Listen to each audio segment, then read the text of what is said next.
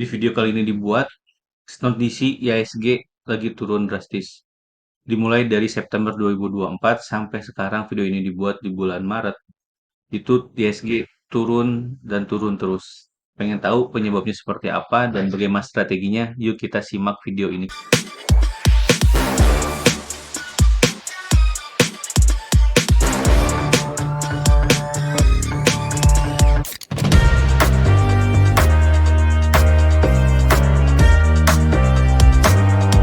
Oke, semangat pagi rekan-rekan. Ketemu lagi bersama Dian Akbar di Saham Mantul. Di video kali ini saya akan coba bahas mengenai penyebab IHSG turun dan bagaimana strategi menghadapi IHSG turun. Jadi mungkin sama-sama tahu ya dari bulan Februari dari bulan September 2024 sampai sekarang di bulan Maret itu ya IHSG turun dan turunnya ini nggak main-main. Turunnya cukup dalam, bahkan beberapa kali tembus dari supportnya IHSG. Nah, biasanya di akhir tahun ini suka ada Windows dressing. Tapi di akhir tahun 2024 itu tidak ada yang namanya Windows dressing atau Santra Class Rally. Sampai akhirnya di bulan Januari dan Februari ini nggak kelihatan saham-saham yang rally di awal tahun. Nah, pengen tahu penyebabnya seperti apa? Ini dia salah satu penyebabnya. Jadi kalau misalkan teman-teman melihat gitu ya, gambaran umum IHSG-nya, ini dia mau tembus 8.000 gitu ya, sempat menembus 8.000, itu sekarang malah jatuh ke 6.500. Bahkan mau nyentuh di harga 6.000 gitu. Beberapa support di sini kalau kita lihat itu terus jebol gitu ya, dari beberapa support yang dia punya itu di 7.400 jebol lagi, di 7.000 jebol lagi, 7.500 jebol lagi sampai akhirnya kemarin itu sentuh di 6.000. Kenapa sih ISG bisa turun? Kalau melihat dari chart ini, kita lihat dari foreign flow-nya ini memang ada penjualan masif dari foreign flow ditinggalkan oleh foreign flow gitu ya, oleh asing. Jadi ISG ini dianggap asing ini tidak menarik ya, mungkin dari sisi globalnya mungkin ya memang lagi ada isu ya.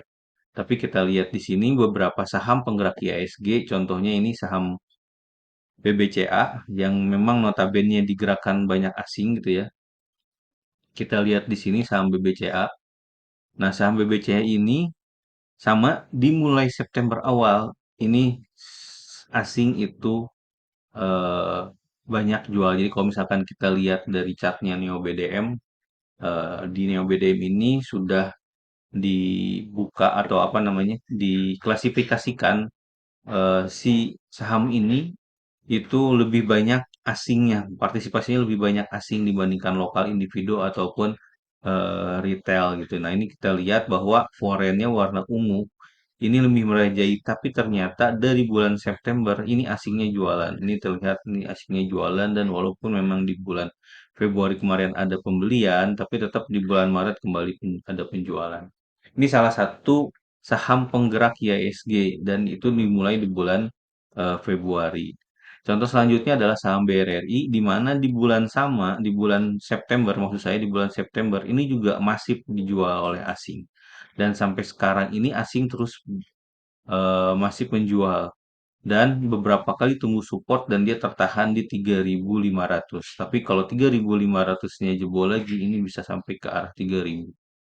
Jadi kita lihat di sini dari beberapa saham penopang asing itu masif sekali untuk menjual saham-sahamnya gitu ya.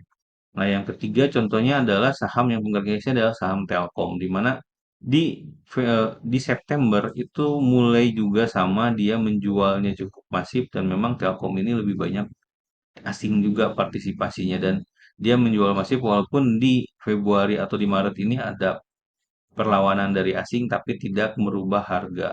Nah, ini sangat menarik sebenarnya kalau memang ini harga 2.300 ini tidak dijebol atau tidak disentuh lagi mungkin bisa naik ya karena memang asingnya tidak membeli. Ini adalah sinyal yang cukup bagus. Tapi kita kalau misalkan melihat dari kesimpulannya asingnya cukup besar seperti itu. Nah, saham yang lain adalah saham Bank Mandiri di mana di saham Bank Mandiri ini juga lebih banyak partisipasinya asing dan asingnya itu cukup dominan untuk melepas saham Bank Mandiri.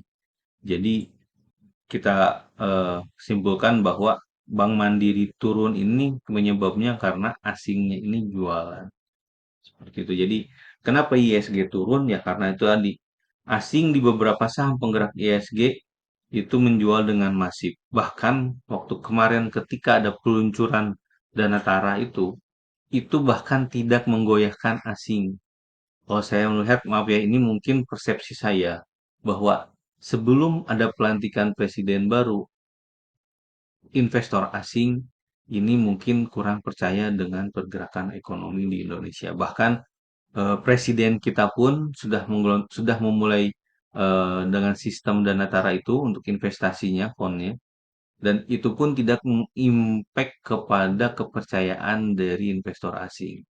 Ya mungkin di balik itu juga ada krisis eh, eksternal gitu ya, kondisi ekonomi global, kebijakan moneter dari negara-negara besar, tapi bisa jadi ada kepercayaan asing yang tidak percaya dengan pemerintah ini.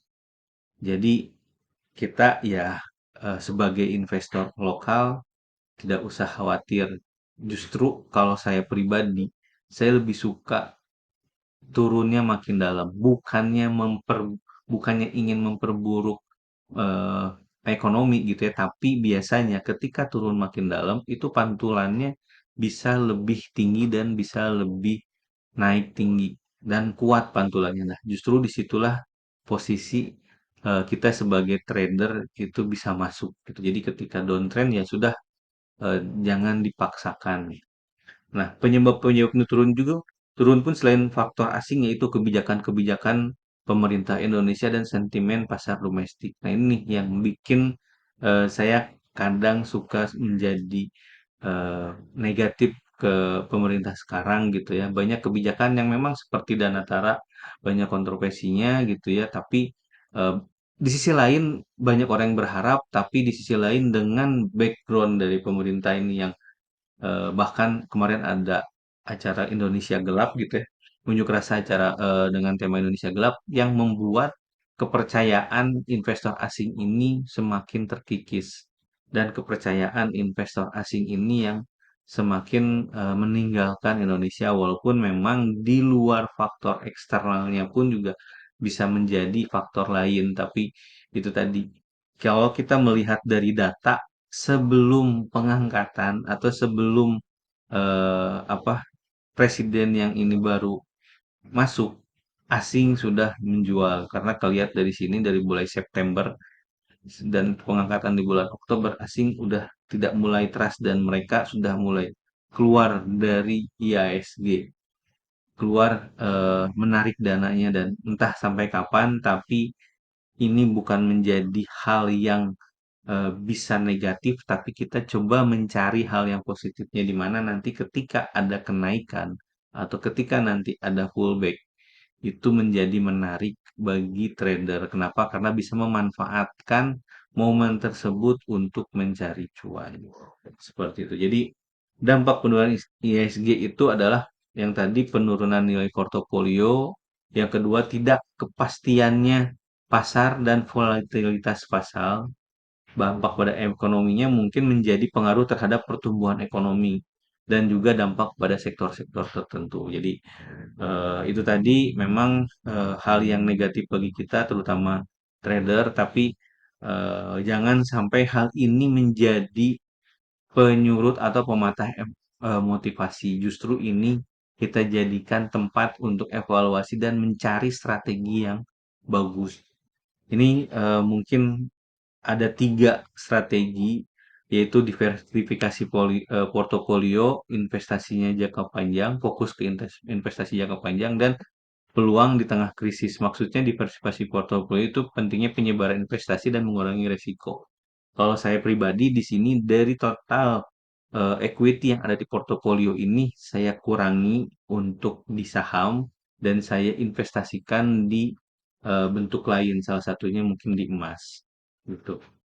Itu untuk mengamankan portofolio. Jadi nanti ketika IISG-nya kembali, injek lagi dan kita masuk lagi di saham. Tapi saya tidak meninggalkan langsung saham, jadi bukan video terakhir ini.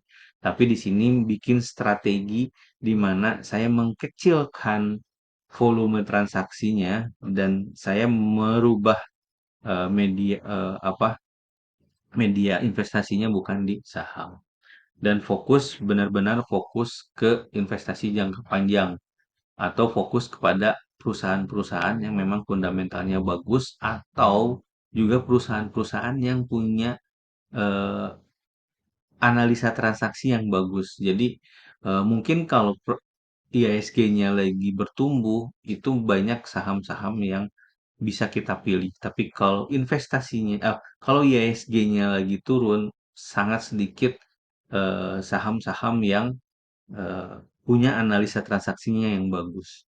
Jadi kita bisa memilih lebih simpel lagi, lebih milih lebih ketat lagi di mana mencari saham-saham yang memang potensinya bagus. Karena ada beberapa temuan saham yang oh ini bakal naik tapi ternyata pasarnya tidak mendukung, eh, kondisi pasarnya yang enggak positif yang akhirnya saham ini jadi kembali lagi loyo seperti itu.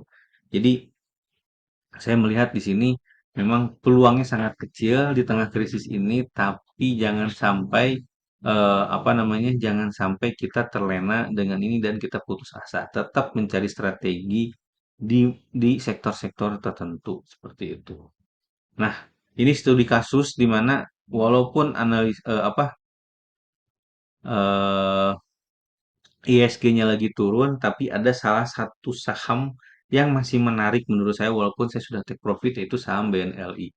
Tapi ini masih menarik juga. Jadi walaupun memang saham IHSG lagi turun drastis gitu, tapi kita nggak luput dari saham-saham yang lain. Kita bisa memanfaatkan saham-saham yang lain, contohnya BNLI di mana di sisi analisa transaksi ini masih menarik. Bukan saya ngepompom, tapi ini adalah studi kasus di mana kita bisa memanfaatkan walaupun IHSG tidak bertumbuh sangat pesat, kenaikannya bahkan justru turun, tapi di satu sisi masih ada saham-saham yang bisa kita manfaatkan. Dan di situ kita bisa masuk, tapi tetap jaga volume, jaga lot sizing-nya, dan juga tetap disiplin dengan stop loss ataupun dengan cut loss. Nah, mungkin kalau teman-teman penasaran bagaimana sih strategi saya selama ini di tengah IISG yang lagi turun gitu ya, tetap saya transaksi, teman-teman bisa masuk ke websitenya Saham Mantul. Teman-teman bisa masuk di sini sahammantul.com. Di sini saya punya program trading sambil bekerja. Jadi di sini saya share ke teman-teman bagaimana strategi saya ketika pasar lagi sepi atau lagi turun.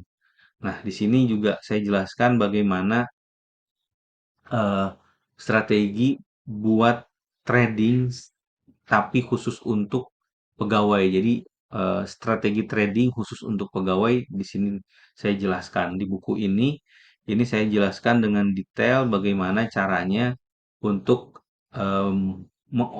mengoptimalisasikan waktu sambil kerja dan juga bisa mendeteksi saham yang akan naik secara breaker.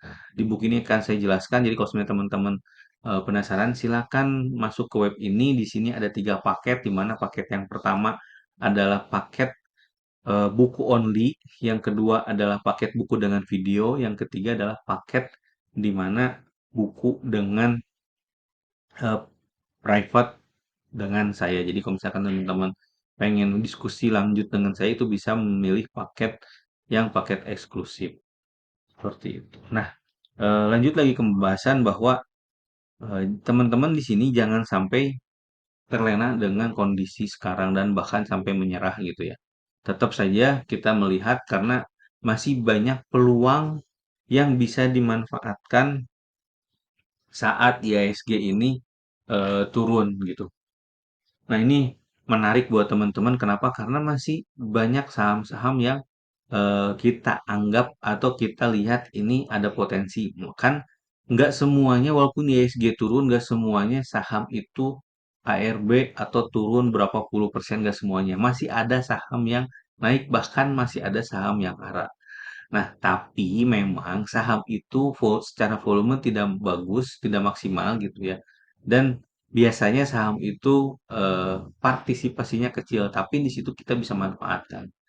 Menarik perhatian teman-teman investor retail supaya bisa masuk juga. Makanya volumenya dinaikin, apa namanya, harganya dinaikin juga. Nah, itu kita bisa manfaatkan sebelum ada kenaikan, kita bisa cek dari analisa transaksinya. Nah, itu tadi studi kasusnya. Mudah-mudahan video ini bermanfaat dan bisa di-share ke teman-teman yang membutuhkan. Sampai jumpa di video selanjutnya, di video di Sahamanto yang lain. Assalamualaikum warahmatullahi wabarakatuh.